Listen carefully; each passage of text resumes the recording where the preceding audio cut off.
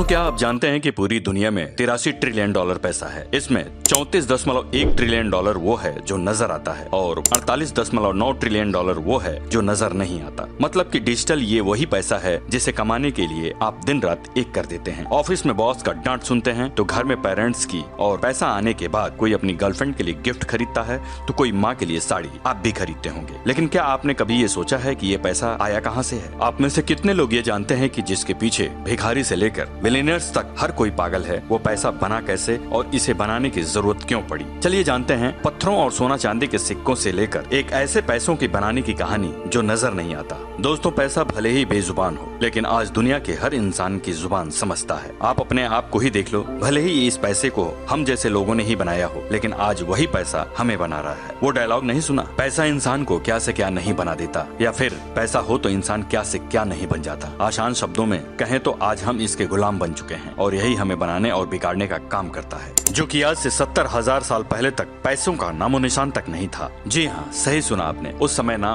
बड़ी बड़ी इमारतें थीं और ना ही ऐसे शानो शौकत। लोग घने जंगलों के बीच छोटे छोटे कबीले बनाकर रहा करते थे। उनका एक ही मकसद था, शिकार करना और कैसे भी करके जिंदा रहना। सुबह होते ही शिकार की तलाश में दौड़ते, लेकिन ये काम उतना आसान नहीं था जितना हमें सुनने में या फिर देखने में लगता है, क्योंकि जरूरी नहीं कि हमें शिकार हर रोज मिले, लेकिन भूख हर रोज लगती है। और इसी भूख के लिए एक कबीले को दूसरे कबीले से सामान लेने देने के लिए मजबूर कर दिया करते थे। उस समय दो ही चीज ज्यादा जरूरी थी, एक तो जिंदा रहने के लिए शिकार और दूसरा खुद को जंगली जानवर से बचाने के लिए हथियार। तो इन दोनों चीजों का लेन देन शुरू हो गया कि तुम हमें ताजा गोश्त दो, हम तुम्हें हथियार देंगे। ये समझौता इसलिए भी जरूरी था क्योंकि आप 1 या 2 दिन ही छीन कर खा सकते थे। ऐसे में यहाँ छोटे लेवल पर ही सही लेकिन कहीं न कहीं व्यापार की शुरुआत हो चुकी थी, जिसे हम पार्ट ऑफ सिस्टम कह सकते हैं, क्योंकि अभी तक चीजों के बदले ही चीजें ही दी जा रही थी। इस पार्टी सिस्टम की शुरुआत 6000 बीसी के मेसोपोटामिया की जनजातियों ने की थी। मेसोपोटामिया साउथ वेस्ट के एक इलाके का नाम है जहाँ पर आज इराक है। यहीं पर ये जनजातियाँ रहती हैं। सिस्टम के बाद काफी कुछ बदलाव हुए। हर जनजाति आपस में ट्रेड करने लगे, लोग एक दूसरे पर डिपेंड हो गए। लड़ने वाली जनजातियाँ भी मिलकर रहने लगी और सर्वाइव करने के लिए नए नए तरीके ढूंढने लगे। लेकिन जैसे जैसे समय बीतता गया, वाटर सिस्टम की कमियां सामने आने लगी, क्योंकि समय के साथ लोगों की संख्या बढ़ने लगी थी। ऐसे में लोग केवल शिकार के भरोसे नहीं रह सकते थे, इसलिए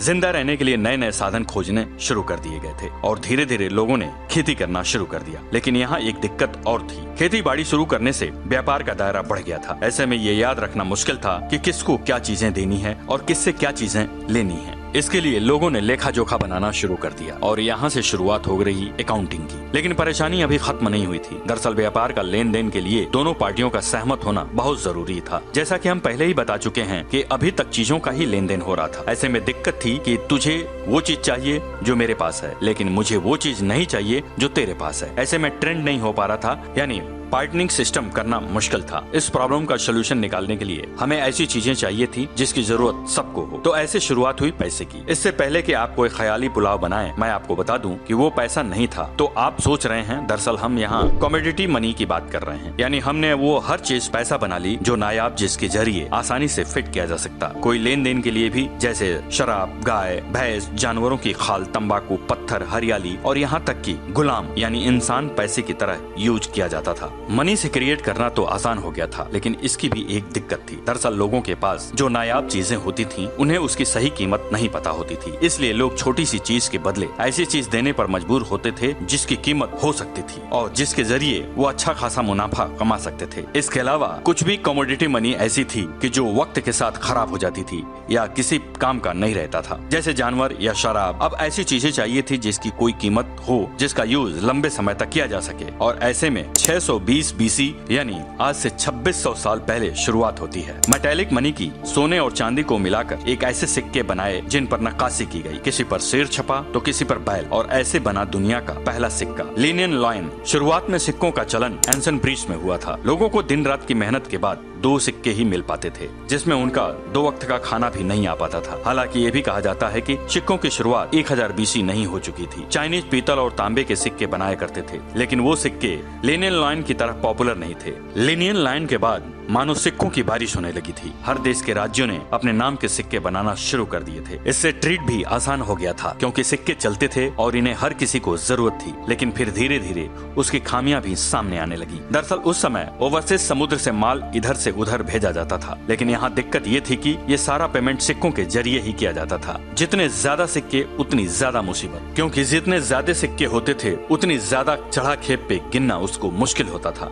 वहीं उन्हें डेस्टिनेशन तक पहुंचाने में भी कई दिन लगते थे, इसलिए उनका चोरी होने का खतरा भी उतना ही था। अब हमें ऐसी चीज चाहिए थी जिन्हें आसानी से शिफ्ट किया जा सके, स्टोर किया जा सके और आसानी से काउंट भी किया जा सके। और फिर शुरुआत हुई पेपर मनी की। 12वीं सदी में मंगोल चाइना के बादशाह और चंगेज खान के पोते कुबलाई खान ने दुनिया की पहली पेपर मनी लॉन्च की। वो कहावत तो आपने सुनी होगी, तरक्की तो हर किसी को चाहिए लेकिन बदलना कोई नहीं चाहता। यही खेला पेपर मनी के साथ भी हुआ, लेकिन कहीं न कहीं वो अपनी जगह सही भी थे। कुबलाई खान कीमती और चमकदार हीरे मोतियों के बदले उन्हें कागज का टुकड़ा पकड़ा देता था। हाँ, जो आपको इस कागज की कीमत पता है, लेकिन उस समय उन्हें पता नहीं था। लोगों को लग रहा था कि उनके साथ धोखा हो रहा है। जैसे लोग पेपर मनी को लेने से मना कर देते थे, लेकिन कुबलाई खान बादशाह थे और बादशाह के हुक्म को ना मानो तो हस्र तो आप जानते ही हो। जो पेपर मनी लेने से मना करता था उसे मौत की नींद सुला देता था। अब भले ही ये पेपर मनी थी, लेकिन इसे IOU भी कह सकते हैं, यानी मैं तुम्हारा कर्जदार। मतलब ये है कि कागज ले जाओ और जब चाहो इसे वापस करके अपने सिक्के ले जाना। लेकिन यहाँ के लोगों को एक विचार आया कि इस कागज को बदलवाना ही क्यों ना हम इसी के जरिए ट्रेंड करें। और धीरे धीरे आइडिया चाइना से बाहर दूसरे देशों में भी फैलता चला गया और यहाँ से इंटरनेशनल ट्रेंड ने अवतार पकड़ ली।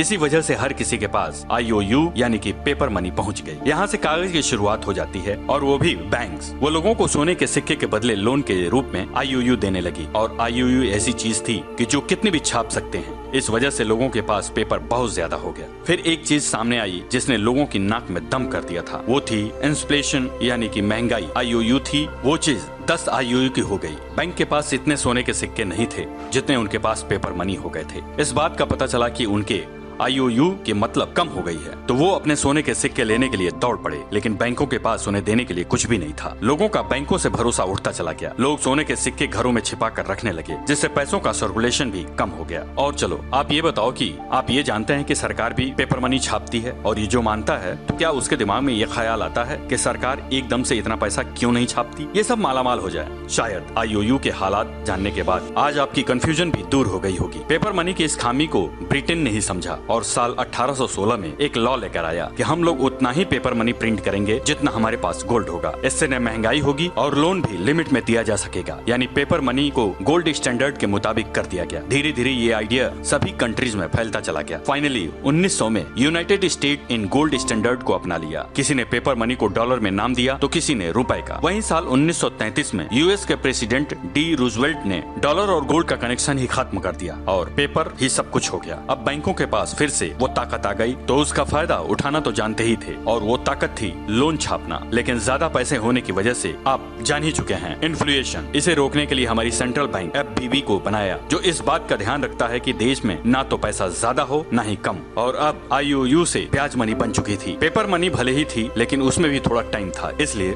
1980 में शुरुआत हुई मनी यानी डिजिटल मनी की। लाखों की ट्रांजैक्शन कुछ ही मिनटों में होने लगी थी। ना चोरी होने का डर, ना गिरने की जरूरत और ना ही कोई छापने की। बस कंप्यूटर पे कुछ नंबर डायल की जाए और पैसा बन गया। लेकिन डिजिटल मनी की भी एक कमी है, हैकिंग। इसे हैक करना भले ही मुश्किल है लेकिन पॉसिबल नहीं है। ऐसे में साल 2009 में संतोषी नाकामोटो ने ऐसा पैसा लॉन्च किया जिसे करना इम्पॉसिबल है, जिसे नाम दिया गया बिटकॉइन का। आज के डिजिटल दुनिया में हम उस पैसे को यूज कर रहे हैं जो दिखाई नहीं देता। इस फैसले ने न केवल हमें बदला बल्कि पैसे को भी बदल चुका है। तो ये थी दोस्तों पैसे की कहानी। आपको पैसे का सफर कैसा लगा हमें कमेंट करके जरूर बताइए और हमारे वीडियो को लाइक, शेयर और सब्सक्राइब करना ना भूलें। धन्यवाद, नमस्कार।